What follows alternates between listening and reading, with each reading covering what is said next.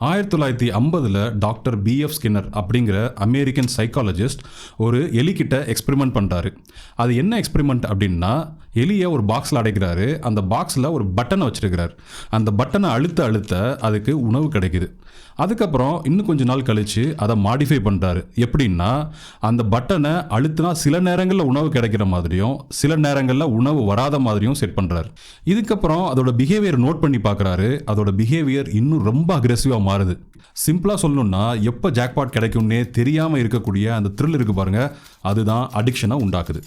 எக்ஸாக்டாக இந்த பிரின்சிபல் தான் இன்ஸ்டாகிராமில் வரக்கூடிய ரீல்ஸாக இருக்கட்டும், யூடியூப்பில் வரக்கூடிய ஷார்ட்ஸாக இருக்கட்டும், இல்லை ஃபேஸ்புக்கில் வரக்கூடிய ரீல்ஸாக இருக்கட்டும், இதை தான் ஃபாலோ பண்ணுறாங்க. சில தடவை ஸ்வைப் பண்ணும்போது இன்ட்ரெஸ்டிங்கான வீடியோ வரும். சில தடவை ஸ்வைப் பண்ணும்போது நமக்கு பிடிக்காத வீடியோ கூட வரலாம். ஆனால் பிரெயினுக்கு ஒவ்வொரு தடவையும் ஸ்க்ரோல் பண்ணும்போது ஒரு விதமான உற்சாகம் ஏற்படுது. அக்ரெசிவாக நம்ம குழந்தைங்களும் ஸ்க்ரோல் பண்ணிகிட்டே இருப்பாங்க, பார்த்துருக்கீங்களா?